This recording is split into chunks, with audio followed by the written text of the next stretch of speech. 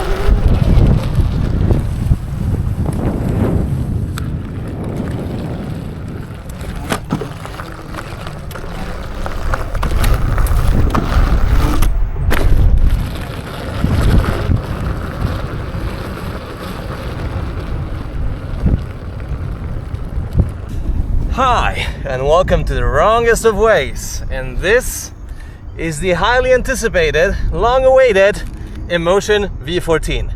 And today, I'm gonna give you my first impressions about it after riding it for over 800 kilometers already. Let's get into it.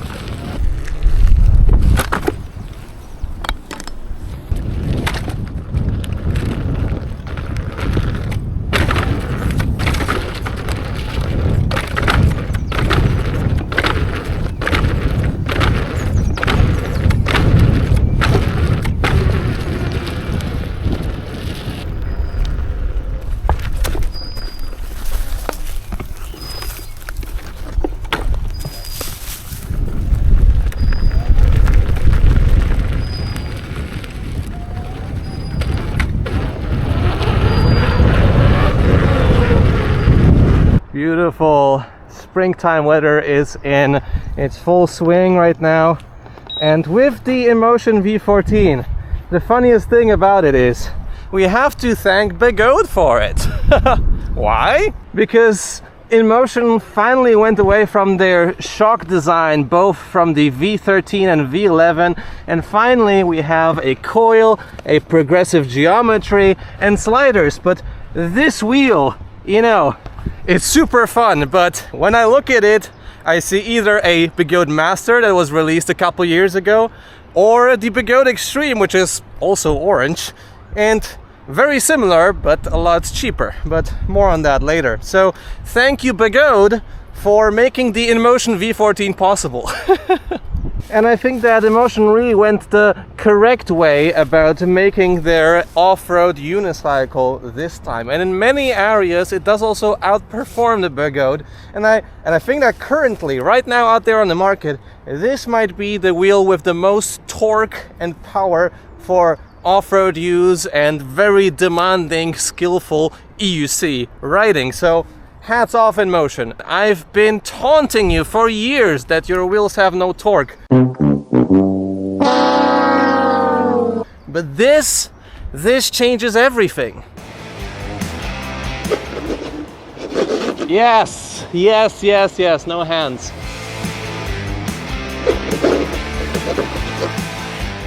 No hands. It is official. This is one of the torqueiest wheels ever made. Gosh darn it, InMotion. I didn't expect that. Didn't expect that.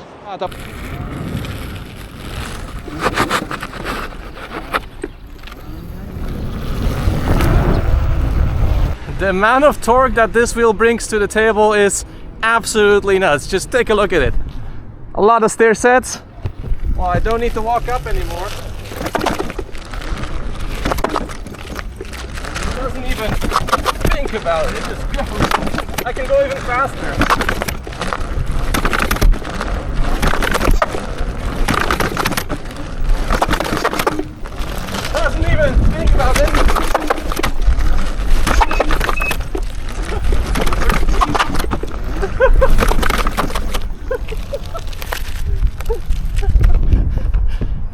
What the hell was that? I mean, I just created an escalator. This should be the InMotion V14 Escalate. Not to confuse with Escalade.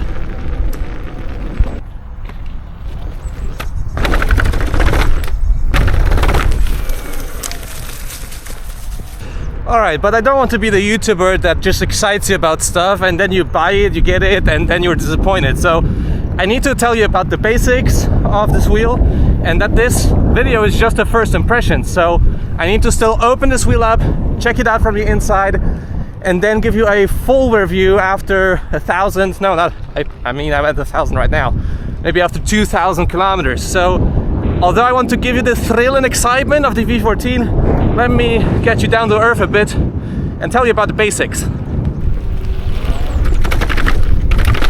Double the last one, no. Double the last one now. Whoa. Okay. Calm down, Adam. Calm down. Alright, so the InMotion V14 has been in development for quite a while, and I'll have to tell you that right now, amongst 16-inch off-road competitors, it's the most expensive on the market. If you want to get a wheel like this, by the way, feel free to check out myewheel.com for any wheel choice in Europe, any EUC choice. And also you can get a 5% discount if you use the code wrongway at checkout. And this wheel costs 3,800 euro with the better Samsung 50S battery pack. I have the 50GB, which you can see by the orange markings all around. It's supposed to have, the battery's supposed to have less performance. I mean, I'm still thrilled, blown away by this, but the 50Ss should give you a bit more performance. Nevertheless, for 3,800 euro, this better be freaking amazing. Keeping in mind that there's wheels like the Bigot Extreme, which are 1,000 euro cheaper and still are plenty great to ride. So let me walk you through the basics of this wheel really quick. We get a 16-inch off-road wheel with a very nice tire. I'll get into the details later. 2,400 watt-hour battery, over 3,000 watt powered motor, 85 millimeters of travel with a coil, so no need for maintenance with an air shock. This is a coil, and we get twin chargers up to 15 amps of quick charging. Stock charger is 3 amps. But in order to tell you about all of its features and what I think about those features, because you know, a feature is one thing, but how it works is another, I need to jump into a different location. So, see you there.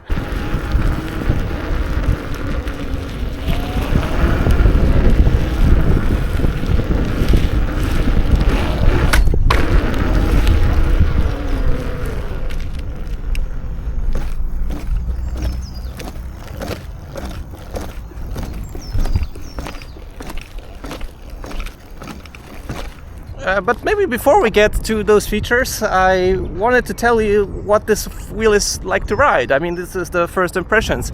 And although you see me, you know, bouncing around here and doing some stunts, accelerating, braking, this wheel is actually surprisingly beginner friendly. It is very responsive, it is very well balanced. The pedals are slightly lower than, for example, on the Lynx or the Bigot Extreme, so I do feel a lot more planted on this wheel, which will also make someone starting out on an electric unicycle learn a lot quicker and with less pain and fatigue. And while it has heaps of torque and performance, it is also just very playful and maneuverable, so you don't have to, you know, just go blast down your off-road trails. No, if you just go around the city, you're fine and you're very comfortable on it. However, when you go deep into off-roading, this does a lot of stuff well, but it doesn't do off-road as exceptionally well as the Veteran Lynx. But then again, this is a lot smaller.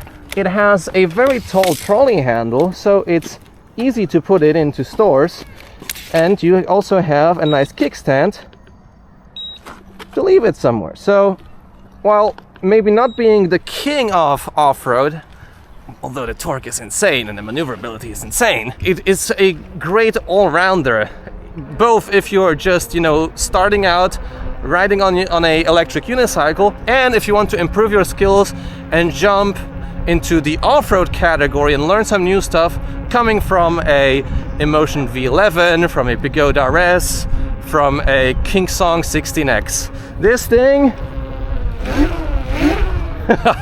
it's very exciting. Okay, let's ride a bit more.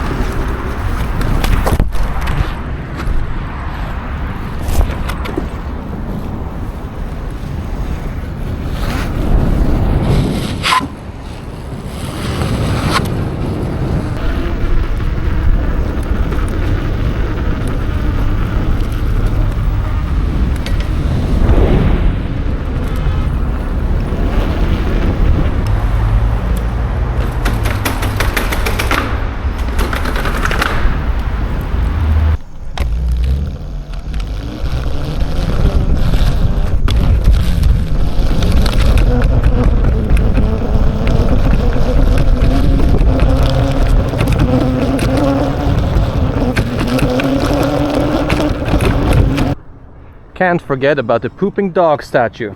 Oh, I better not pet you. You're full of flies. You should stop pooping so much.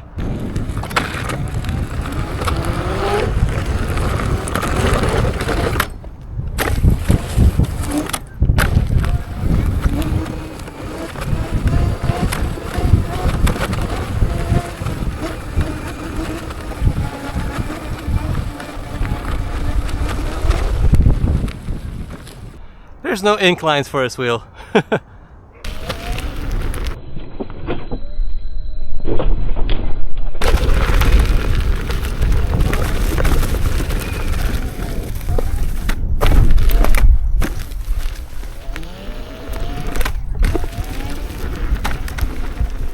Alright, so let's talk a bit about those features, shall we? And I don't know if it'll be possible because it seems like there's a corral party. It's very crowded there. Yeah, exactly. But hopefully they won't be too loud. Anyways, here is the wheel itself. Excuse me. Here's the wheel itself, and let's go again like with the King. Okay, I need to go from here. It's just deconcentrating me too much. I'll be back. All right, so here it seems to be a bit less crowded, but it's more shady, a more shady area, which I like when it gets warm like today. I mean, it's getting up to the 30s here. 27 degrees Celsius, super warm. Luckily not as warm today as yesterday. Okay, let's get to the InMotion V14 from bottom to top. Starting with the tire. The tire is a new design they implemented to the V14. There was a different one before, and I love it. I love it. I think it's a very durable tire, has plenty of grip. As you can see here, 3 by 12 inches, 12 inches by 3, 12 being the diameter of the rim. And the tread is super great for off-roading. It is literally like jaws biting into the tarmac and off-road surfaces. So really great, but it needs some getting used to. So it is not a tire that will keep you sort of straight on the wheel. You really need to lean the wheel a lot in order to turn. So I don't think it's a great tire for racing, for cornering at high speeds. And it's also not the most agile tire, I would say, but once you get used to it, it's very predictable and a pretty sweet choice for that wheel. Do I like it more than the tire that you can find on the Patent and come on guys and on the Extreme? I know it's different, but it definitely does the job well. By the way, you can see here the rim was orange. This is already fading off. I don't like this at all, that it was just for a very short bit orange here. Yeah, bummer. Okay, getting up higher, you can see the battery cases, and there's protectors for it here, both on the front and in the back with the kickstand. We'll get into the kickstand in a second. So that is really nice, and the cases are made of, I guess it's plastic. I don't think it's metal actually. It's not cold to, no, it is metal. It's cold to the touch. So those are, I guess, aluminum probably, battery cases. So the batteries are pretty safe inside, and additional protection here, as said, and in the back with the kickstand. Moving on to the kickstand. Oh, let's prop the wheel up. The kickstand is huge. The kickstand is pretty huge, and I don't like it all that much. It comes a bit in the way when it comes to off-roading, and when you're strolling the wheel around, you can hit yourself in this edge so hard. This is painful. So I have it now just because I wanted to try how it is to ride with this kickstand. But as you can see, it stands perfectly on the face. So I will detach it in order to have a better performing off-road wheel. It will be a bit more inconvenient to just put it around in stores, but that is a trade-off I'm willing to make in order not to hit myself against this, and most importantly have a steeper, I guess, departure angle, right? So not the best kickstand. I would prefer it to be like here on the top, like on the Goat Extreme. Moving on to the pedals. I mean, at this price point, I would expect the pedals to have actual studs, which are screw-in studs and not those. I mean, are those, they seem like they're screws, but they're, I guess, milled in. I don't think you can like screw them out.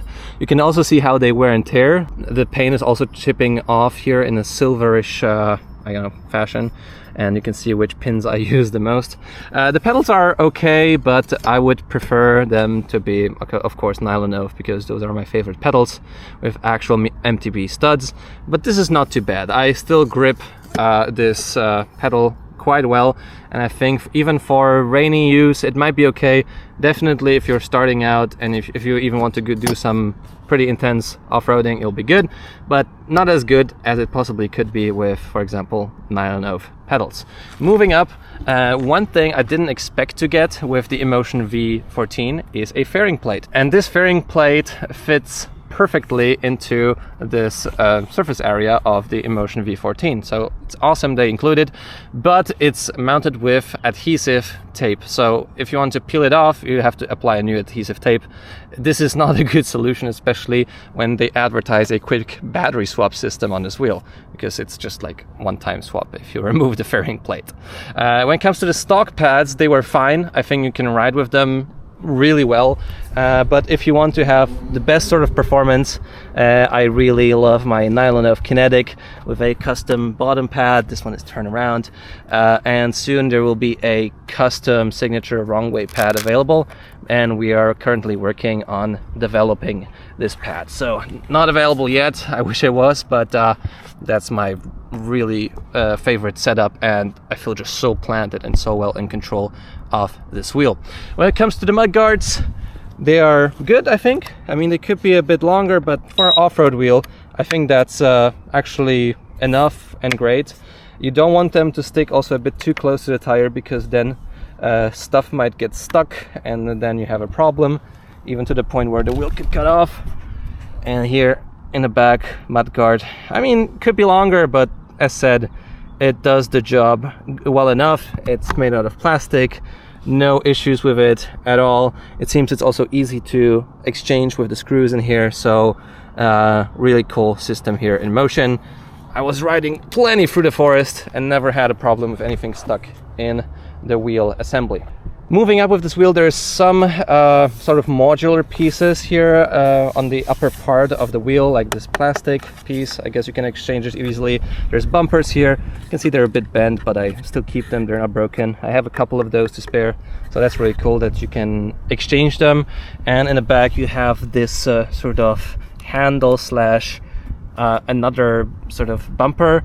One of them broke because I fell pretty hard, and InMotion sent me a new one. By the way, kind of a fun story with that fall. Well, not really fun for me, but I found out that the hard way that berm mode on InMotion wheels is up to 60 degrees. So I was trying to make a very steep turn on the wheel, which was obviously over 60 degrees, and that's where the wheel just turned off. And I hit my ankle pretty hard, and it sometimes still hurts, although it was weeks ago. So yeah, berm mode is a big downer for now when it comes to InMotion wheels, because you can't really go deep into the berms off-roading. So yeah, bummer that happened. I hope that InMotion will make the berm mode up to 70 degrees. And if they don't, it's very important to tell in the app how many degrees it is, because 60, if you've done any sort of pump track action, is not a lot. At least 65, 70, maybe sometimes even 75. Well, Bigot has it up to 90 degrees, which could be a bit much, right? Yeah, just story behind how I broke the back piece on the V14. So it's pretty cool that you can exchange it, but I guess it could be just a bit more sturdy, because I broke it quite quickly on this wheel. Moving on here, in the back, you can see the shock assembly with the spring coil. Here you can control the rebound. I have it, I don't know, is it all the way open? Yeah, it's all the way open here, so the wheel rebounds very quickly. And on the top you have the compression. So usually when I go off-roading, I put it on max compression. With a soft compression, it bottoms out quite easily, and I feel like I can break it off-road. But with the hard compression, it's good enough and way better than, for example, on the Patton. And then you have the spring here, a wide spring. You can also set up preload here by turning this. That's not so easy to turn as, for example, on the Extreme. You actually need to detach this coil from the wheel in order to change the rebound, the preload settings, which is quite annoying. I really like the spring. However, as said earlier, it is just not as much travel as on the Bigot Extreme. And as I took the Extreme out for a ride yesterday, I think that actually, surprisingly, the suspension on Extreme is just a bit superior for me. They both have their quirks, because they do make a bit of clunky sounds.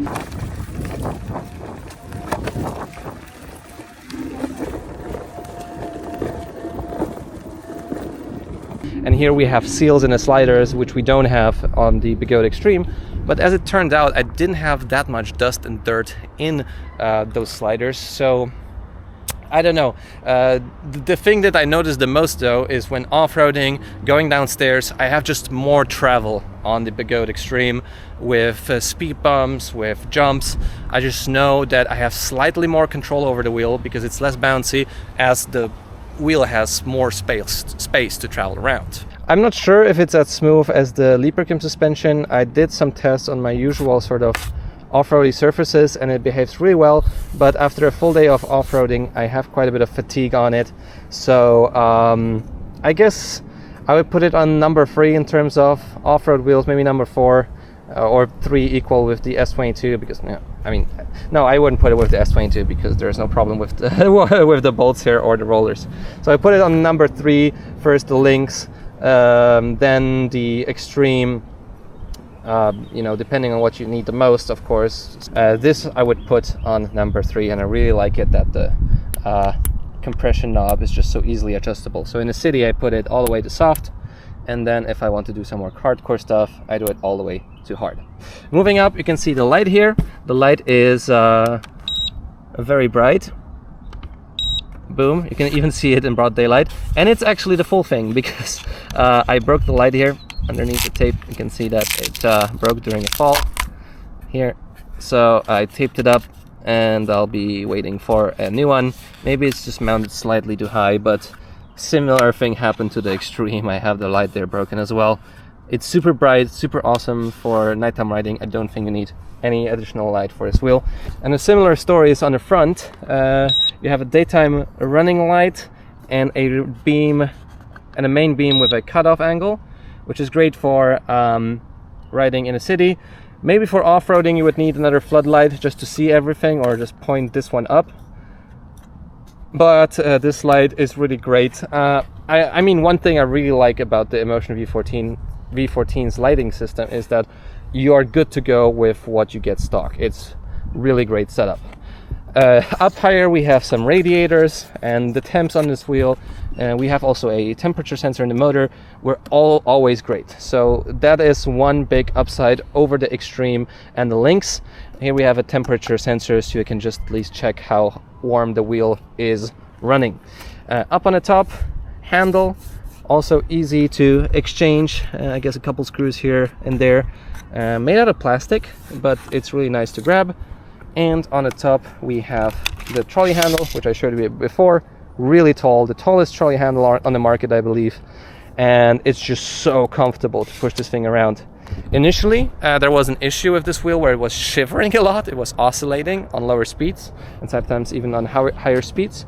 But now it's all resolved and it's so sturdy to push around. I mean, the trolley handle could be a bit more sturdy, I guess, but it's still one of the best, if not the best solutions, especially for an off-road wheel to push around stores. In the middle, very well balanced, awesome to push around. And there's also a second setting in the middle if you don't need the full height, and of course it locks in place. It just works so well. It's very satisfying. There's no like lag, it just works. Then we have the ports here for charging, and one thing I'm really disappointed by with InMotion is the charger. The charger is just ginormous. It's voluptuous, and it's like about 1.5 kilos and just 3 amps. So when you can see here, 400 watts. It charges this wheel up in 6 hours, which is, I don't think, that fast. It's not the slowest, but I don't think this charger is a fitting choice for the price of this wheel. I think at least 5 amps should be included in the box. I don't know how it is now, but I got this charger and I don't like it. Number one, too heavy to carry around. Number two, too slow to charge on the road. So back here we get 2 GX16-6 ports. Very weird choice, as InMotion uses the same port for their 126 volt wheel, the InMotion V13. And this port is also used in other 126 volt wheels. So it's a bummer, because you both can't charge it with a Kingsong S22 or Veteran patent charger, and you can't charge it with a Begode 134 volt charger. So it's just proprietary. It sucks. But if you want, you can just always take a smart charger or charger enhancer by PitZoom, and then you can both check what's up with the charging data, and you can change the plug from a Begode plug into this plug, which I was doing quite frequently. I like the mold here. They are safe. They are under a rubber seal, which is awesome. And basically that's it. On the top we have the power button. One thing I don't like is that you can't turn on the wheel when it's on the kickstand. I believe that's the only wheel that does that. I mean, in all InMotion wheels that do that. So I need to just put it up, and then single press for turning on the lights, and double press for engaging the lift mode. So then you can lift up the wheel, and then you have to press once again, twice, if you want to engage the wheel when it's on its upward position again. I think that the display is a bit of a downgrade, especially looking at prior InMotion wheels. It's not a touchscreen, you can't select anything here. As you can see, it scratches up quite easily. Scratches at a level 2 with deeper grooves level 3. No, sorry, that's not my job. That's jerry-rig everything. You can see the battery percentage, but it's very small. I think it should be a bigger font somewhere here, and those bars. So yeah, and the speed is very readable and far up front, so that's nice. And there's also some smaller signs here, like Bluetooth and park mode, or kickstand mode. I mean, probably they use the same thing on their scooter and they just put it in here. but really that's a downgrade from what we had prior on the V12 and V13. And InMotion is also always advocating for safety, and that is a thing I really like about this wheel or this brand, that they actually have an IP rating, which is awesome. It is printed somewhere here on the wheel. Let me see. Here you can see the outside shell of the wheel is IP56, and the batteries are actually IP65 or something, 67, which means that they can be submergible. And this is honestly a deal breaker for many, because, you know, shit happens, stuff can go wrong, especially off-roading. And when you have this IP rating, given it will be also under warranty and they will exchange stuff under warranty, that is a great thing. And the water resistance on this wheel should be amazing. I mean, I will take a look at it from the inside, but for now I didn't have experienced any issues with it when it comes to water damage, except for, I guess, the bearings make a bit of a sound. Let me see.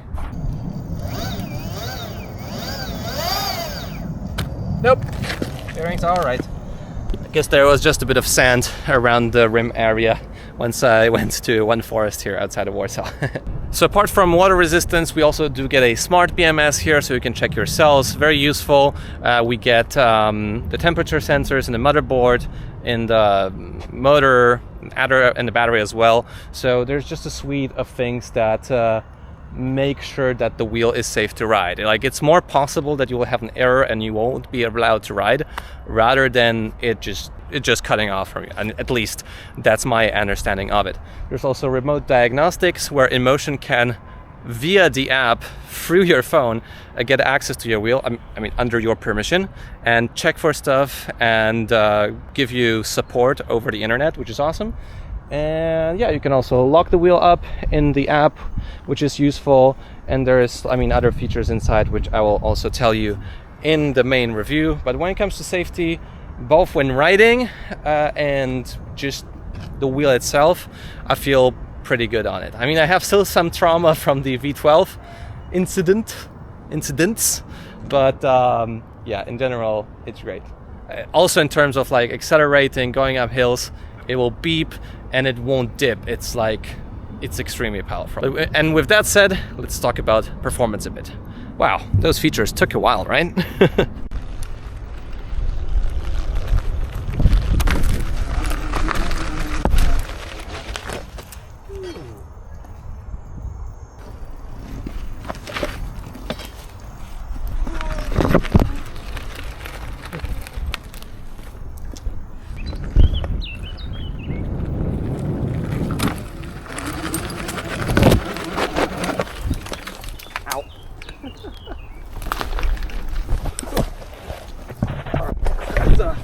That's a bit too precarious even for me.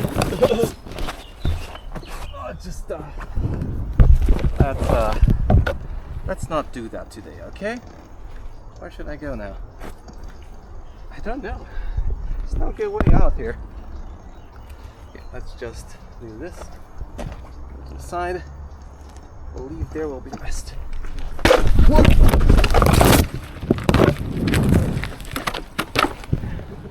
Remember when I told you about the kickstand being in the way? That's it.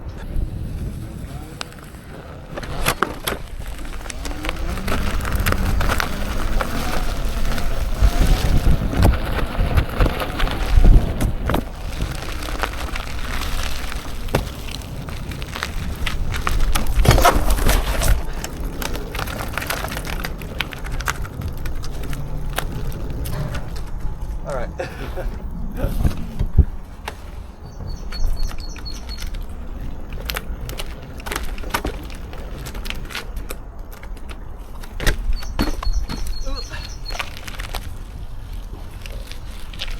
Pedals are close. I put the pedals up by 2 degrees in the front just to avoid a bit more pedal scraping. This wheel does have a little bit of pedal dipping in turns, so also because the tire is so close to your feet, as you can see, I'd rather have them up a bit higher than the heels. So that's why I have it on 2 degrees up with my toes for heavy off-roading. Okay, let's get it.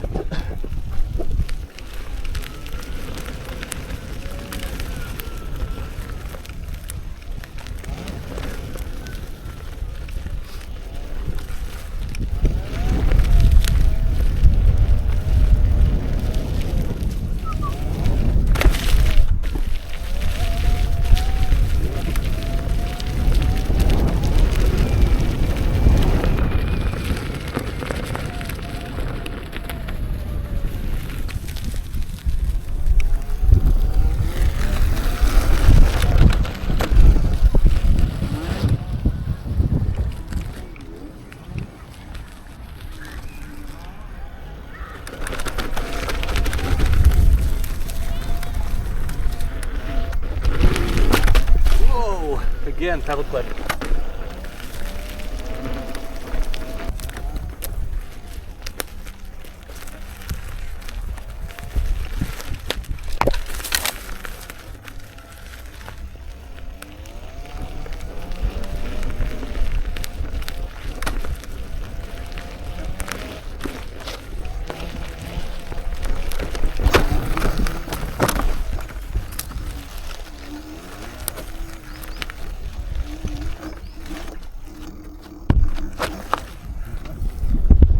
So much low end torque.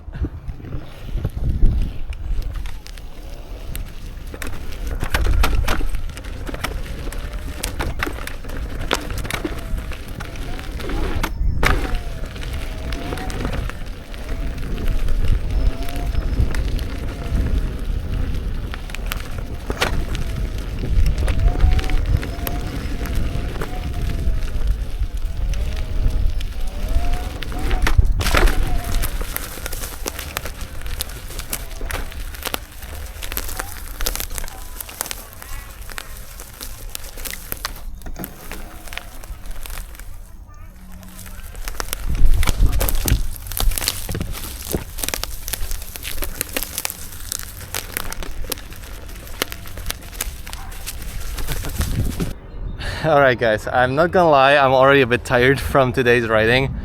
It's been really a lot of performance, and but all I can tell you is that this wheel is blisteringly quick and it's just so agile and responsive. Like out of the off-road wheels, I think this is the most like willing wheel to ride. Just, you know, you push it and it just goes. As said, a little bit of pedal dipping in turns.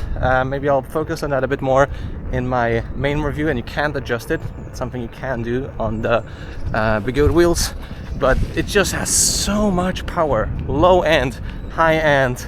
The maximum I went on it, it's I guess 60 kilometers an hour. I'm not a speed demon anymore. It can go up to 70, but honestly, that's not something I would recommend ever doing, especially on a 16-inch wheel. If you want to go fast on racetracks or somewhere on close ground, then a wheel with a 20-inch diameter will be a lot better for you, at least in my opinion. When it comes to range is really important. I guess you were waiting for the range for the whole video. The range is acceptable. I did the mistake of doing a range test in off-roading because I just heard from a lot of sources that the off-road range of this wheel is terrible. But I did it, and I went into... Oh, here? Was the bearing? I think it was the bearings. I'm not sure. Some sand is still stuck in there. Anyway, I did a range test with going off-roading and quite a bit of inclined sand, and I got 82 kilometers out of it GPS, and that is great in my opinion. It wasn't like super high speed, it wasn't super hardcore off-roading, it was just what I would usually do, I guess. So with that result, I went also 2 kilometers on tilt back, so it's, I guess, was 83 total without tilt back and 85 with tilt back. The most annoying thing about it is that InMotion's like low battery stops at 5%. So if you're at 5%, you can't ride it anymore, and they need to fix it. They need to fix it ASAP. I mean, that's on all of their wheels. On the V13, I had the same issue. I was already prepared that it will die at 5%. It was a really good discharge sort of cycle, as at the end of the battery it would just allow me to ride 20 kilometers an hour before 30, and it would beep and then tilt back slightly. So it was a good progress, but it stopped at 5%. Super annoying. So I think without going off-road, and probably I'll do another range test for the main review, I could go like 90, 100 kilometers. So I know that this wheel can drain the battery a lot if you're using the whole power of the motor. But if you're just riding normally, it's about the same as a Bigode Extreme or a Veteran Patent. I guess the Patent has a bit more range, maybe the Extreme too, but it's not a night and day difference. The night and day difference begins once you start really flooring this wheel, and there I believe you can drain the battery in 40 or 50 kilometers if you go like super hardcore. But that's what performance costs you. Like, it's the same with all electric vehicles. So this wheel brakes really well, accelerates really well. The software is something I really adore. It's just so precise. It's like a scalpel almost. You just wave around and it's, yeah, I really like it. And at the same time, I think it's also very accessible for it being a 40 kilogram wheel. So with that said, is it actually worth the additional upmark over the Bigot Extreme? Well, that kind of depends on the person buying it. If you really value the IP rating, if you really value great lighting out of the box, because on the Extreme you need to invest a little, at least a little, to get the proper taillight, maybe on your helmet. And the front light, I live with it, it's fine, but it's just not as bright and not as street friendly as the one on the InMotion V14. It doesn't come with a seat, which is annoying for me. You can buy one separately, and maybe that's something I'll do. That is available actually on the Extreme, and both those wheels have similar pad setups, kind of similar pedal setups, with the Extreme having the big win here in the suspension travel department. So in the end, I guess if you are more of a casual rider and you want to have the possibility of going off-road, but you mostly go in the streets and some mild off-roading, like this is like amazing. This is the wheel to get, basically. The Lynx is just like sometimes too heavy to just carry around going in the stores, and like putting it somewhere. It's a lot smaller than the Lynx.